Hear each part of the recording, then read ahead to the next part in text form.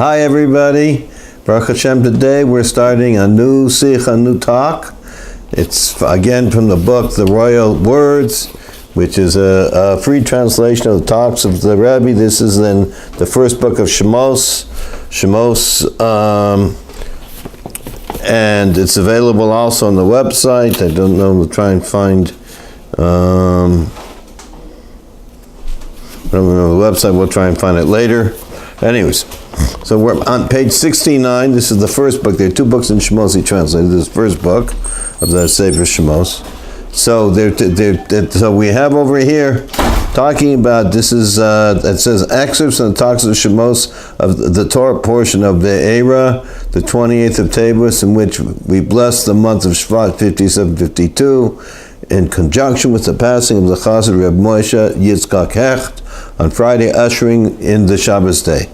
So a few things. This is the second sikha that was said in this week's parsha, and it's also, again, the Rebbe points out that the month that we bless the Shabbos that we bless the coming month, that Rosh Chodesh beginning, the head of the month of Shvat is in the coming week. And it's also in conjunction with the passing away of Rebbe Moshe Yitzchak. And the Rebbe Moshe Yitzchak, Rebbe Hecht, is a very famous, well-liked chassid of the Rebbe, and had a very close relationship with him.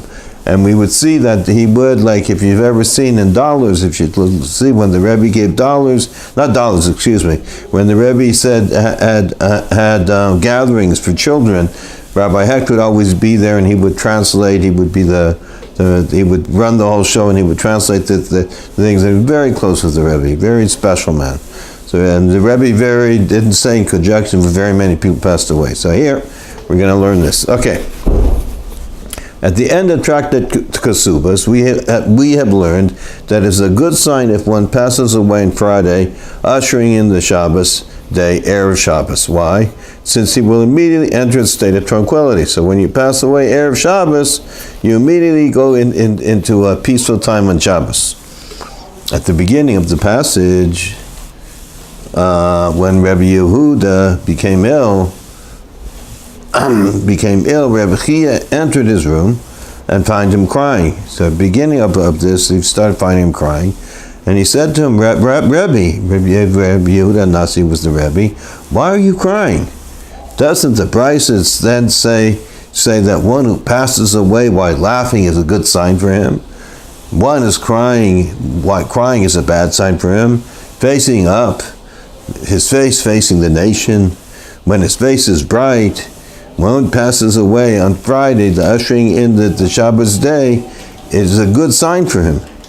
But one passes away with stomachache, was a good sign for him, because most righteous people pass away with stomach ailments. He responded, so he said, I'm crying, I'm not crying because I'm going to die. He says, he responded, I'm crying for the Torah and the commandments. Now we must understand. So in other words, he was crying because he wouldn't do Torah. He wouldn't be able to do Torah and commandments. This really reminds me that there was a very nice man. I think he's in the world of truth by now. That he himself was. Can you close the door there? That he himself. Hold on.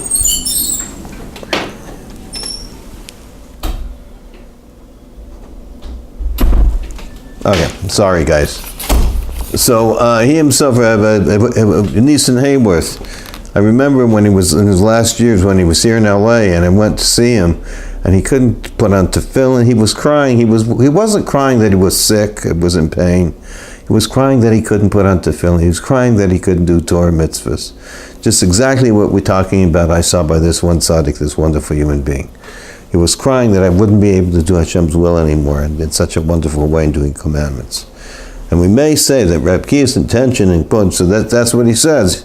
Okay, so let's go. So we must understand, why is it necessary for Reb Kia to quote the entire brisa for no reason? Since the beginning of the brisa says, one who passes away crying is a bad sign for him, sufficient enough to negate the crying of Rebbe Yehuda. So Rebbe Yehuda would know that he should stop crying. And he should not die in such a way, so that would be enough. Why does he have to incur the whole talking about different levels and different things, how you serve, how die in certain ways? It's good. And we may say the Rebbe is explaining something new, that Rebbe's intention in quoting the entire Brisa until its end was in order to weaken, to nullify the bad sign of Rebbe Yehuda Nasi crying, for he found him crying. So it wasn't a good sign. Since he has a good sign at the end of the Brisa, since there's a good sign at the end of the Brisa, one who passes away with stomach ailment is a good sign for him, because most righteous people pass away with stomach ailment.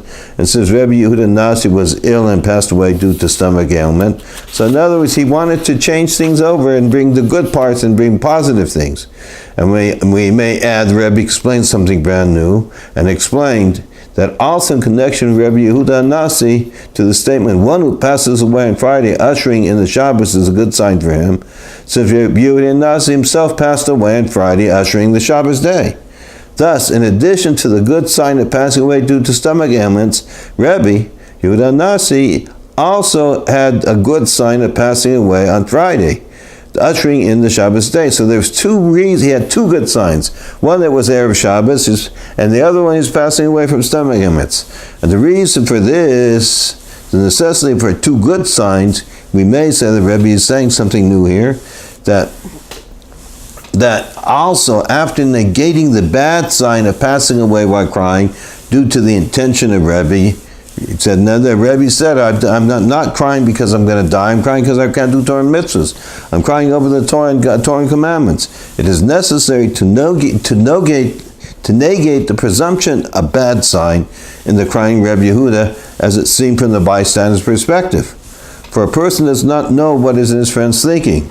So in other words, even though by himself he was not doing anything wrong, and he wasn't crying because he was going to die, because he wouldn't be alive anymore, he's crying because he couldn't do Torah mitzvahs, so therefore it wasn't a bad sign. Nevertheless, from an outside perspective, some percentage, they wouldn't understand that, and they would think he's just crying because he's dying. So therefore, through adding another good sign, in addition to the good sign of passing away to a stomach ailment, also the good sign of passing away on Friday, ushering in the Shabbos day, two good signs to counteract the presumption of a bad sign in Rebbe, crying, that Rebbe Yehuda's crying. So therefore he had two good signs to counteract what a person might think. It's not what wasn't really a bad sign. He wasn't crying for the wrong reason. But a person would think from the outside, not knowing what he was thinking, that he was crying for a bad reason. So therefore we had to have two good signs to counteract this. So an explanation is necessary in this itself. We're on number 2, on page 74. An explanation is necessary in this itself. The addition of a good sign of passing away on Erev Shabbos only negates the bad sign of passing away while crying. So this, however, it seemingly does not nullify and correct the reason for the crying of Rebbe Yehuda Nasi.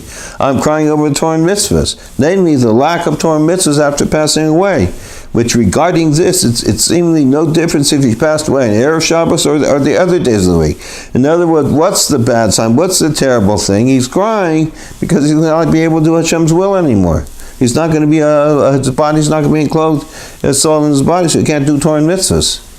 So that's why he's crying, and it wouldn't make a difference. He would be crying for this with Erev Shabbos and any other time.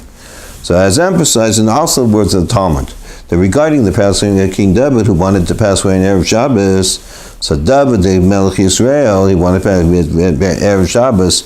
The Rebbe says here in the parentheses, and we may say that he desired also the advantage of passing away of Erev Shabbos, because it's a special thing when you pass away on Erev Shabbos, you go right away into tranquility.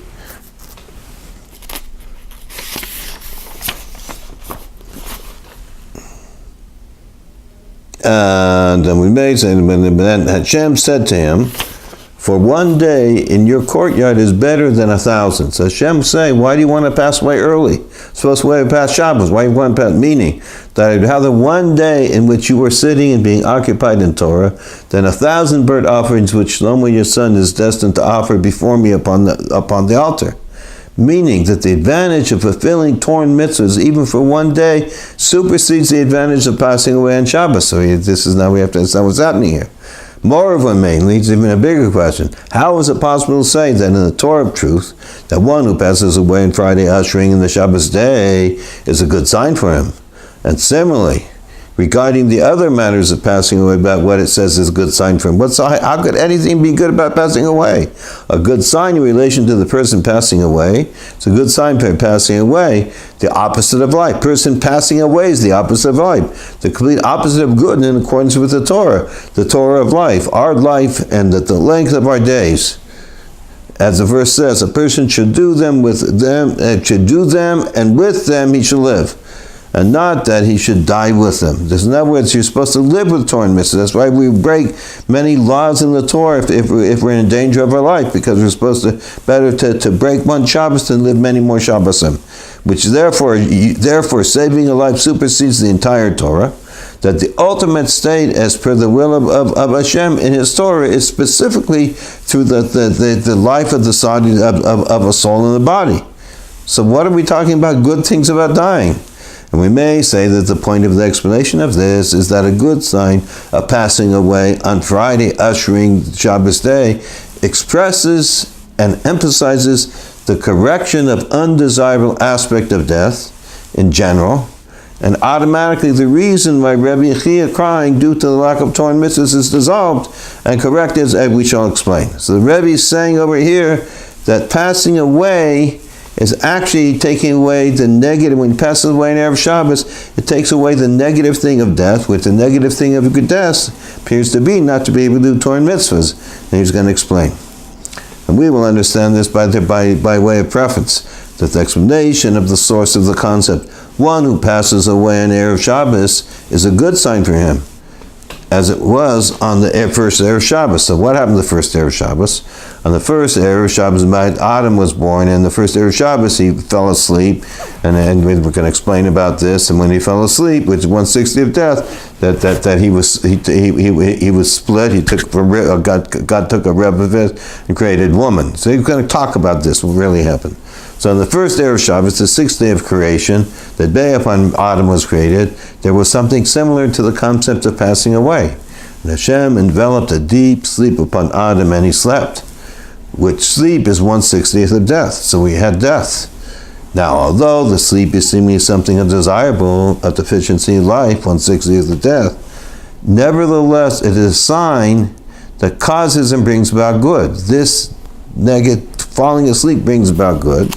That since through an addition since through this an addition of life is brought about, including an immeasurable greater addition, as the verse continues.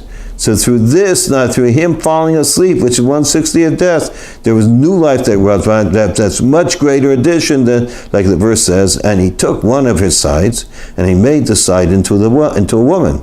He created them male and female. He created male and female. And he blessed them, and he called their names Adam, people. And he blessed them to be fruitful and multiply, to fill the earth, drawing forth and revealing the infinite power of giving birth to children and children's children for all generations. That in addition to the life of a person, which is limited, unlimited life, an immeasurable addition to life is gained through the continuation of the life of his children and offsprings of his children without end. In other words, that even though we only live a certain amount of life, that we have the power of infinite.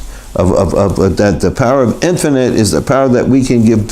From me can come thousands and millions of people unto the ends of all generations, because from my seed will give other seed to other seed. So each person has within himself the idea of infinite that always in existence. And similarly, so we're on page 78. And similarly, every Rosh Hashanah, which was set to be on the first of Tishrei, the sixth day of creation, before on the 25th of Elul, the world was created. And similarly, every Rosh Hashanah, which was set to be on the first of Tishrei, the sixth day of creation, for the 25th of Elul, the world was created. So the sixth day of creation is when Adam was created, when he fell asleep. It is explained in the Kabbalist work that in every Rosh Hashanah there is an occurrence similar to that of, and he enveloped a deep sleep. And he slept and took one of his ribs and made the side into a woman. From Rosh Hashanah, the revelations of Hashem referring to us as Zoh and Malchus, male and female, return to a state of back-to-back, as it says at the beginning of creation, which they were created as two joint figures. Now, for man and woman were two figures. They're back-to-back. I guess like this. Back-to-back. And then Hashem took them apart. He fell to sleep. He took them apart face-to-face. Now being face-to-face, that's when they can have children and offspring. So he says, every Rosh Hashanah we have this whole idea of things being back-to-back. So it says that we fall asleep and Hashem separates us and he makes a woman, and therefore it says, that's why it talks about that it says that in Rosh Hashanah the revelation of Son referred to Zoh and Malchus, male and female, return to a state of back-to-back, as in the beginning of creation, in which they were created as two joint figures, that the male in the front and the female at the back. And in order for them to return to be face-to-face, there must be the concept of Nesira, separating, cutting in half. Similarly too, and he took one of his sides, they were first created as two joined figures, and then he divided them, so they're back-to-back, facing each other back-to-back. He divided them, he took them, he split them in half, and prior to the Nesira, it is necessary for them to be a dormita, sleep. You have to fall asleep, a deficiency of life, so that Malchus can be built, so that it may be united with Zoh face-to-face. In other words, in order for Malchus, which is the receiving aspect, which is the woman, for it to be built, there has to be a total darkness. There has to be like a lack of life, because Malchus has to be a level that it can receive. Now, so this is more in Kabbalah talking, but generally, they clearly say that the idea of death, the Rebbe is explaining this, is really not by itself something. It's it's really a level to reach into much higher level in service of God.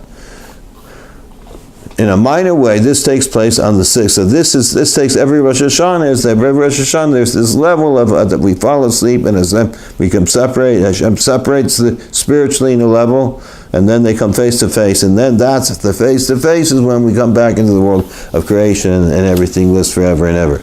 And in a minor way, this takes place on the sixth day of every week, which is similar to the 6th day of the 6 days of creation. That the Dirtima of Zoh takes place, and the concept of Nesira, then there's the sleeping of the 6 attributes takes place, and the concept of Nesira separating, which through this the uniting of Zoh and Malchus on Shabbos night is accomplished. That through this there's a separation, and if they were back to back, but now by this they become united in a special way. That's the mitzvah of uniting male and female on Shabbos. And likewise, regarding the general time of now we're going to go in how it is in the world, that it's of the 6,000 years of the world. And likewise, regarding the general time of the 6,000 years that the world existed, which corresponds to the 6 days of the week, that in the 6th millennium, this is so in other words, we're in the 6,000th year period of the world, Erev Shabbos, the end of the time of Golus, there is the concept of Tutuma of Zoh. There's the concept of falling to sleep, the concept of Nesira, of separating, which through this ultimate perfection of uniting Zoh and Malchus, that just like there would be in the Galus, there's the idea of falling asleep and separating, but this will come to the ultimate perfection, which is Mashiach, the Holy and Blessed be in the community of Israel, is accomplished in the day which all Shabbos. It is accomplished in the day which is all Shabbos and rest for everlasting, and rest for life everlasting. In other words, this true union of the true unity of the Jews will be accomplished when times of Mashiach, when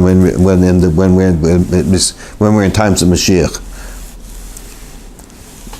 And this attains greater appreciation since these words of our sages says that one who passes away on Friday, ushering in the Shabbos day, is a good sign for him, is close to the end of the culmination of Tractate of Kesubos. Now the Tractate of Kesubos talks about marriage contracts. So therefore that's one of the Gemorahs, and at the end of that tractate that's talking about marriage contracts. For a Kesubos as a marriage contract is necessary for the union of husband and wife. And in a similar vein, regarding the marriage of the Holy One, blessed be He, and the community of Israel, which the unison is the completion and the culmination of the concept of the Kesubah, that we have a marriage contract, and therefore close to the end of the tractate Kesubos before and close to the unison. Therefore, it's very at the end of Kesubos, when we're very close to becoming united, like the husband and wife become united with the Eibishter and the Jewish people, the concept of passing away of SHabbos is discussed. It's talking about when the Jews are coming to be one. There's the concept, or the team of the Zoh, that is based for the Nesira, that you have the sleeping of Zoh, that is necessary for the Nasir, for the separating, which through it will be the unison, the culmination of the Kesubah. The Kesubah is the marriage contract in the time to come, which then it will be the ultimate perfection of the concept of birth, the completion and the end result of the unison, because everything has to do with giving birth. And the world is also in an organic species. In other words, they're physically in this physical world, as it says in the conclusion of tractates, Kesubos are there, that we're talking about the end of the part of the tractate in the Gemara talks about the marriage contract. It says in the future all barren trees in the land of Israel will produce fruit. So the Rebbe is pointing out that this shows that times up to come, that everything is going to be so beautiful and wonderful, and it says that everything will give fruit. Even things that don't give fruit now, everything is going to be cured, because the concept of birth, of giving birth, is concept of, as we said before, is the concept of the Eibush, of the essence of God, concept of infinity.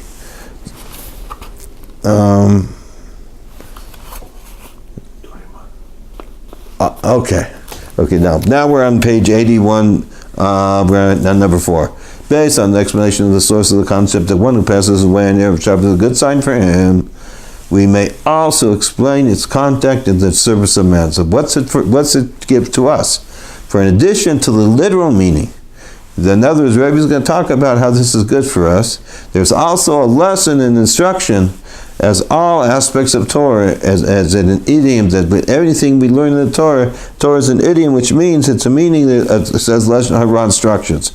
So everything in the Torah has to have an instruction for the person learning these words of our sages, when we're that in his service as a soul within a body for long days and years. Another Rebbe's talking about here, we have to learn what's it mean dying of Erev Shabbos. It has to be something to teach us that we should use now, and it shouldn't be, God forbid, death, but it should teach us how we should use this a special lesson from this, and for a long life, for a good long days of life.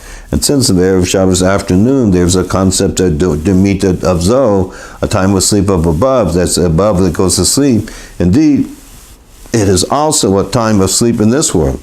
As we find the custom among the great Chassidim, Rebbe Hillel, the Chassid Rebbe Hillel, Parasher, and the like, to sleep at this time, being that it's the time of sleep of above. So they used to fall asleep. There's an interesting footnote that we learned before. Look at 48 down below. Page, we're at bottom of 81. And see Torah Shalom Ibid, that the Alter Rebbe would naturally fall asleep, for the Alter Rebbe was a human example of what was taking place above. And since above, it is a time for sleep, similarly transpired also to him automatically. Rabbi Azillah would lie down to sleep at this time. In other words, Rabbi Hillel understood the concept and knew it was sleeping above, so he would go to sleep. But the Alter Rebbe was the same above as below, and he would automatically go to sleep. So therefore, we have Erev Shabbos, the idea of going to sleep, and it's a good, what's it mean? And it's a good sign for him. So since through sleep, one's vitality is refreshed, what's the good sign? You fall asleep, you have more vitality, is known, that during one's sleep, the soul ascends above and draws life from the source of life above, and through this, there is an addition with advanced vigor and greater strength in Torah study, because you get God gives you new strength when you go above, and you come down and do more better. The revealed aspects, what's the Torah study? This is the revealed aspects of the Torah, and the deeper aspects of the Torah in particular, and in particular. In other words, you'll learn the secrets of the Torah a bit more, and in the matter of comprehension as in the Kapizakah teaching. The Rebbe says, so when you wake up from your sleep, you're able to have more energy and more comprehension, more strength from above, so you can learn the revealed parts of the Torah, and specifically you can learn the Chassidus of the Torah, the deeper aspects, in a way that it becomes part of you, in the way of Chabad Chassidus. Although with tranquility, along, you do this study of Torah, the higher level, along with tranquility of the body and peace of the soul, and beginning immediately after sleep. So what is a person? As soon as he wakes up, he's rested, and he has extra power from above, because when he went to sleep, God gave him extra power from above, the source of life. And therefore, when does he start? When does he start his service? He begins right after the sleep, for the obligations to study Torah is every minute of the day, and especially on Erev Shabbos, close to the commencement of Shabbos. Since Shabbos is especially real, so therefore, every minute of the day, as soon as you wake up from your Shabbos, Erev Shabbos, your Friday afternoon nap, right away you're ready to learn more Torah and mitzvahs, and you're rested. And this starts as soon as you wake up, because you're a person, every waking moment, he's responsible to learn Torah. And especially on Erev Shabbos, because it's close to the commencing of Shabbos, bringing in of Shabbos, since Shabbos is especially related to Torah. As the words of our sages said, everyone agrees that the Torah was given to the Jewish people on Shabbos. So therefore, Shabbos, the Rebbe is saying here, is very special. It has to do with the Torah. So a person who sleeps Erev Shabbos, as soon as he wakes up, he's ready to bring in the Shabbos, and he's ready to learn in a deeper way with peace. And that's especially because it's coming, and this is the preparation to coming into Shabbos. And we may add an insight into precision of the wording. It is a good sign for him that the sleep on Erev Shabbos, which through it there is an addition and refreshment of liveliness, enthusiasm, and Torah study, is a sign that causes and brings about the addition and refreshment of liveliness, enthusiasm, Torah at the height of perfection, and the revelation of the new Torah secrets that will be revealed by me in the time will come, in the day of which all Shabbos and rest for life everlasting. Let's go over this again. Okay, and we may add, some Rebbe is explaining a new thing, that in the precision wording, like it says, it's a good sign for him that the sleep on Erev Shabbos, which through it there is an addition, refreshment of liveliness, enthusiasm, Torah study, is a sign that causes and brings. What's a sign? The sign the Rebbe says here is something that brings. It's not just a sign, it's a sign. It's a sign showing the way, bringing the way. So it causes and brings the additional refreshment, liveliness, enthusiasm in Torah study at the height of perfection. So now you're even more excited and you're doing it. It's a good sign. It's bringing you to more and more Torah in a complete way.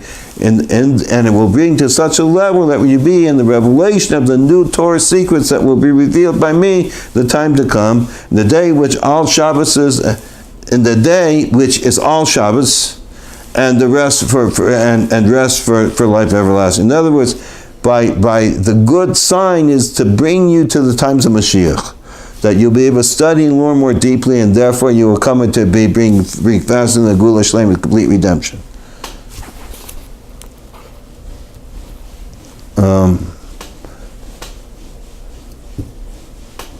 How much time is there?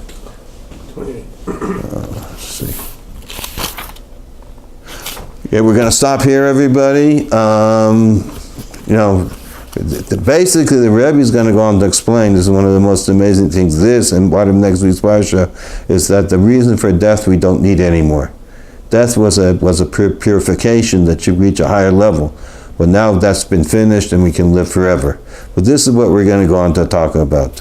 Anyway, Sei gesund. It's Hashem. Tomorrow we continue. Now, hopefully in the base of Mikdash. The Shlishi, Yechi Adoneinu, Moreinu, Venu, Melech HaMashiach Li'olam Va'ed.